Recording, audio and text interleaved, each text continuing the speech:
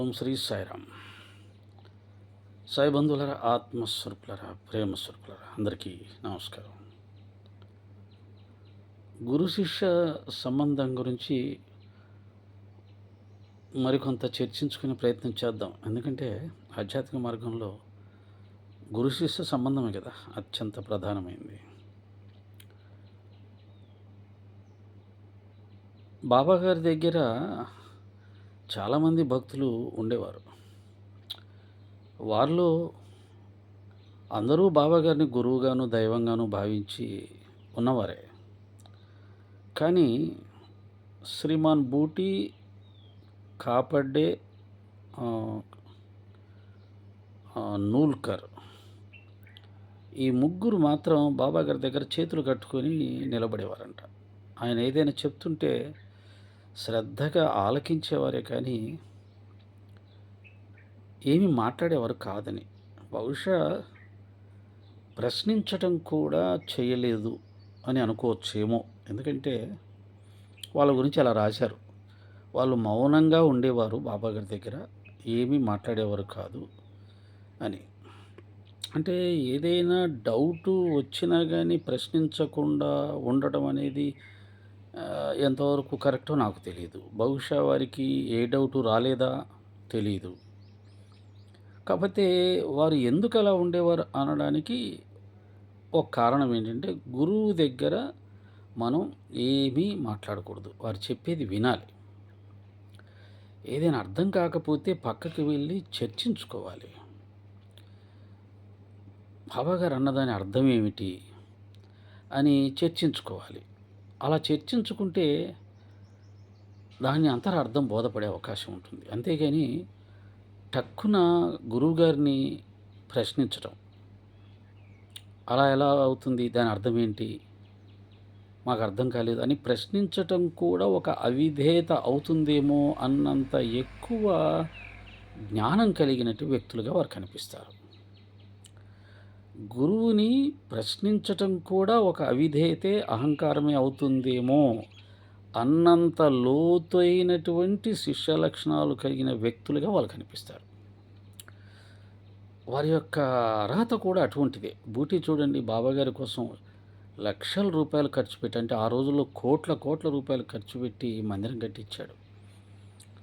ఒక ఫకీరు వేషంలో ఉన్నటువంటి, ఒక ముస్లిం వేషధారణలో ఉన్నటువంటి, 4 ఇళ్లలో బిచ్చమెత్తుకొని జీవించినటువంటి బాబాగారి కోసం అంత త్యాగం చేశాడంటే బాబా అంటే ఎంత భక్తి శ్రద్ధలు ఉండాలి. అలాగే కాపాడ్డే వేదాంత పంచదశిని ఇతరులకు బోధించగలిగిన సామర్థ్యం. పంచదశి చాలా కఠినంగా ఉంటుంది. వివేక చూడమని, వేదాంత పంచదశి ఇవి చాలా కఠినంగా ఉంటాయి అర్థం కావడం. యోగ వాసిష్టం అటువంటి గొప్ప జ్ఞాని కాబట్టే బాబాగారి దగ్గర మౌనంగా ఉండగలిగాడు. నూల్కర్ మనందరికీ తెలుసు. బాబాగారు అతనికి పునర్జన్మ లేదు అని చెప్పడం జరిగింది. అంటే వారి అర్హతలు చాలా గొప్ప అర్హతలు కాబట్టే గురువు యొక్క గొప్పదనాన్ని గుర్తించి మౌనంగా ఉండగలిగారు. అది అందరికీ సాధ్యం కాదు. అందరూ అలాగే ఉన్నారా? శ్యామ లాంటి వారైతే వాదించేవాళ్ళు, బాబాగారి విసుగు తెప్పించేవాళ్ళు, కోపం తెప్పించేవాళ్ళు. శ్యామకి ఏంటంటే చనువు ఎక్కువ. అలాంటి వాళ్ళు ఉంటారు గురువుల దగ్గర. కాకాసాహెబ్ దీక్షిత్ లాంటి వాళ్ళు చాలా శ్రద్ధాభక్తులతో ఉండి, ప్రశ్నించి వినయ విధేయతలతో పరిప్రశ్న వేసి బాబా దగ్గర నుంచి సమాధానం పొంది తరించే వాళ్ళు కూడా ఉంటారు. దీక్షిత్ గారి అర్హత కూడా చాలా గొప్పది. అయితే వారు ఏం ప్రశ్నించినా పరిప్రశ్నలో ఉండి వారు ప్రశ్నిస్తారు. అంటే చాలా అనుకువతో, నమ్రతతో, భయభక్తులతో అడిగి తెలుసుకునే ప్రయత్నం చేస్తారు. వారి అర్హత కూడా గొప్పది. కానీ శ్యామలాగా వాదించటం, కొట్లాడడం బాబాగారితోటి ఇవి శిష్య లక్షణాలు కాదు. గురువు దగ్గర నుంచి ఎప్పుడు కూడా వారు ఏమీ పొందలేరు. అంటే గురువుతో సాన్నిధ్యం పెంచుకోవడం ద్వారా ఆయన మీద ఉన్న భయభక్తులు పోతాయి. ఎప్పుడైతే భయభక్తులు పోతాయో ఆయన చెప్పిన దాని మీద గురి ఏర్పడదు. ఇంకా చెప్పాలంటే ఆయన నాకంటే ఎక్కువే ఉంది, ఆయన నేను ఒకటే కదా అనే ఒక భావనలు కూడా వచ్చేస్తాయి. అందుకనే శ్యామ బాబాగారితో మాట్లాడేటప్పుడు ఒక్కొక్కసారి చాలా చాలా చాలా సమభావంతో మనకు సన్నివేశం ఉంది గదా! ఔరంగాబాద్ గారు భార్యకి సంతానం కలగకపోతే, ఈ దేవుడు నెత్తి మీద కొబ్బరికాయ కొట్టి బయటకి తరిమేస్తానంటాడు. అంత ఎక్కువ సాన్నిధ్యం. అది అంత పనికిరాదు గురువుతో. కానీ గురువు అందరిని ప్రేమిస్తాడు. అందరినీ సమానంగా చూస్తాడు. తల్లి లాంటి మనసు గదా గురువుది. అలా ఏమీ భేదభావం ఏమి ఉండదు. కాపోతే ఫలితం పొందేటప్పుడు మాత్రం ఎవరైతే భయభక్తులతో ఉన్నారో, వారి భయభక్తుల్ని బట్టి, వారి శ్రద్ధాభక్తుల్ని బట్టి వారు ఫలితం పొందుతారు. గురువు మాత్రం అందరిని సమానంగానే చూస్తాడు. ఇబ్బందేం లేదు. అలాంటి ఒక అద్భుతమైనటువంటి శిష్యులని బాబాగారు కలిగి ఉన్నారు. అలాగే శ్యామ లాంటి అల్లరి పిల్లవాళ్ళని శిష్యుడిగా, భక్తుడిగా కలిగి ఉన్నాడు. కాకసాబ్ దీక్షిత్ లాంటి పరిప్రశ్న వేసి సమాధాన్ని పొంది తరించాలని తపించే ఒక ఆ స్థాయి భక్తులని కలిగి ఉన్నారు. అది బాబాగారి గురు వ్యవస్థ. ఆదిశంకర భగవత్పాదుల వారికి ఉన్నటువంటి శిష్యుల్లో పద్మపాదుడిగా పిలువబడే భక్తుడిని, శిష్యుడిని, నాయనా తొందరగా ఇటు రా అనగానే, అక్కడ నది ఉంది, గురువుగారి దగ్గరికి ఎలా వెళ్ళాలి అని ఆలోచించకుండా నదిలో దూకాడే, కాలు పెట్టేశాడే. గురువు మాట మీద అంతటి విశ్వాసంతో ఉండాలి. వీరబ్రహ్మేంద్ర స్వామి వారు సిద్ధయ్యని ఆ కుల్లి కంపు కొడుతున్నట్టు కుక్కను తినమనగానే వెళ్ళి పరిగెత్తి దాన్ని తినడానికి ప్రయత్నం చేశాడే. గురువు మీద అంతటి విశ్వాసం కలిగి ఉండాలి. అందుకనే ఆ శిష్యులు కూడా గురువు అంతటి వాళ్ళు అయ్యారు. మన సనాతన ధర్మంలో గురువు యొక్క మాటని తూచా తప్పకుండా, ఒక్క క్షణం కూడా ఆలోచించకుండా ఆచరించాలి అని చెప్తుంది. దీక్షిత్ గారు సద్బ్రాహ్మణుడు. బాబాగారు ఒకసారి మేకను నరకమని చెబితే, బ్రాహ్మణుడైనా, అహింస అంటే ఎరగనివాడైనా, సాధు స్వభావం కలిగేవాడైనా, జీవహింస మహాపాపం తెలిసినవాడైనా గురువు ఆజ్ఞని మీరకూడదని వెంటనే దాన్ని చంపడానికి సిద్ధపడ్డాడు. అది శిష్య లక్షణం. మరి ఇప్పుడున్న ఇదంతా ఎందుకు చెప్తున్నారంటే, ఇప్పుడు మన సరే మరి ఈ సందర్భంలో పాపం ఆయన పేరు ఎత్తి ఎందుకని, బాబాని విమర్శిస్తున్న ప్రధానమైనటువంటి వ్యక్తి ఎవరైతే ఉన్నారో ఆ వ్యక్తికి ఒక గురువు ఉన్నాడట. ఆ గురువు గారు బాబాగారి భక్తుడట. బాబాగారి విగ్రహాన్ని కూడా ఆయన ఆశ్రమంలో పెట్టుకుని పూజిస్తుంటాడట. తన గురువు బాబా భక్తుడైతే, బాబా ఆరాధన చేస్తుంటే శిష్యుడు బాబాని నోటికొచ్చినట్టుగా దూషిస్తూ, బాబా మీద దుష్ప్రచారం చేస్తూ, బాబా భక్తులని, బాబాని పూజ చేసేవారిని రండిరా, పొండిరా, వెదవల్లరా అంటూ ఉంటే ఆశ్చర్యం ఏంటంటే, ఈ ఈ మాటలు గురువుగారికి కూడా తగులుతాయనే కనీస జ్ఞానం లేకుండా గురుదూషణ చేస్తూ ఉన్నటువంటి ఈ శిష్యులని ఏమనాలి? వీళ్ళు ఎప్పటికైనా ఎన్ని జన్మలెత్తినా శిష్య లక్షణాలు ఒక్కటైనా సంపాదించుకోగలరా వీళ్ళు? ఎంత దురదృష్టం! గురు దూషణ, కనీసం గురువు గురించి తప్పుగా కలలో అనుకున్నా అది మహాపాపం అని మన సనాతన ధర్మం చెప్తుంది, శాస్త్రాలు చెప్తున్నాయి.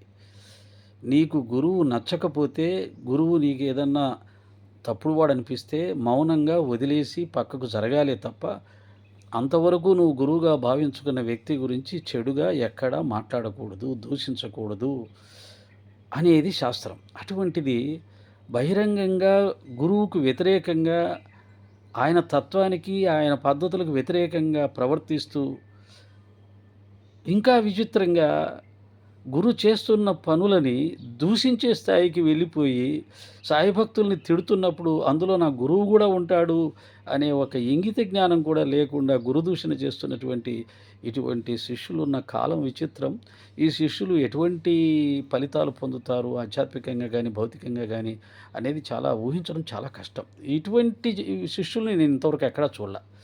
తన గురువు చేస్తున్నది ఏదైనా అర్థం కాకపోతే వెళ్ళి గురువు దగ్గర కూర్చొని వినమ్రతతో పరిప్రశ్న వేసి తెలుసుకోవడం శిష్య లక్షణం.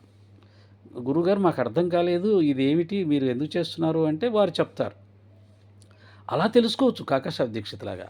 అలా తెలుసుకునే ప్రయత్నం చేయకుండా, అవకాశం ఉన్నా చేయకుండా పక్కకు వచ్చి గురువు చేస్తున్న పనులను ఇతరులు చేస్తున్నటువంటి పనులతో కలిపి, ఇతరులను దూషిస్తూ నోటికొచ్చినట్టుగా అదే పని గురువు కూడా చేస్తుంటే, నా దూషణలు, నా యొక్క విమర్శలు నా గురువుకు కూడా తగులుతాయి అనే జ్ఞానం కూడా లేకుండా నోటికొచ్చినట్లుగా రండిరా, పొండిరా, సాయి భక్తులారా అనేసి ఎట్లా పడితే అట్లా మాట్లాడుతుంటే ఆ యొక్క దూషణ గురువుకు గూడా తగులుతుంది అనే కనీస జ్ఞానం లేకుండా మాట్లాడుతున్న శిష్యులు, వాళ్ళు శిష్యులంటారా?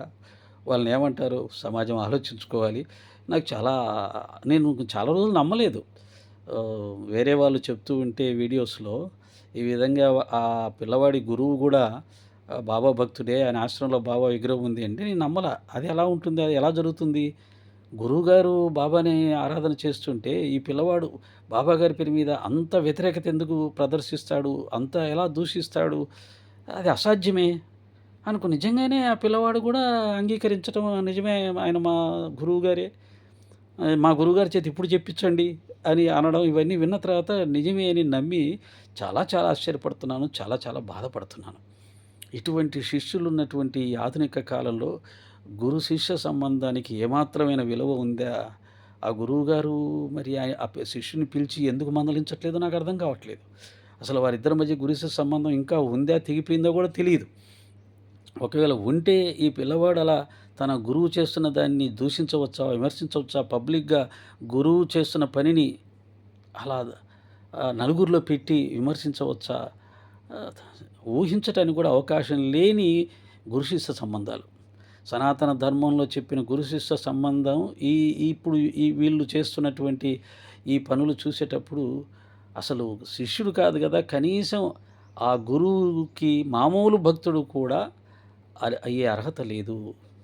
చాలా చాలా చాలా ఆధ్యాత్మికంగా చాలా పతనమైనటువంటి శిష్య గురు శిష్య సంబంధానికి అత్యంత మచ్చ తెచ్చే విధంగా ప్రవర్తిస్తూ ఉన్నారు. ఇది ఏమాత్రం సమంజసం కాదు. అసలు వీళ్ళు సనాతన ధర్మం పేరు ఎత్తడానికి కూడా ఏమాత్రం అర్హత లేదు. ఎవరిని అడిగినా చెప్తారు. ఒక గురువు చేస్తున్న పని ఒక శిష్యుడు ఓహ్, ఏకాంతంగా ప్రశ్నించొచ్చు, వ్యతిరేకించొచ్చు. నాకు నచ్చలేదు గురువుగారు మీరు అనొచ్చు గానీ, పబ్లిక్‌గా గురువుగారు చేస్తున్న పనిని విమర్శిస్తూ అతని పరువు తీసేటువంటి శిష్యుడు ఒక శిష్యుడా? ఆయన చాలా చాలా బాధాకరం. ఆ గురువుగారు ఎంత మనోవేదన పడుతున్నాడో నాకు తెలియదు గానీ, హ్మ్. ఇటువంటి గురు శిష్య సంబంధాలు ఉన్న ఈనాటి కాలంలో మొన్ననే ఒక వీడియో చేశాను. తస్మాత్ జాగ్రత్త. గురువులు కావాలని భ్రమలో మాత్రం పడవద్దు. చాలా జాగ్రత్తగా ఉండండి. చాలా జాగ్రత్తగా ఉండండి. సాయిరాం. సాయిరాం.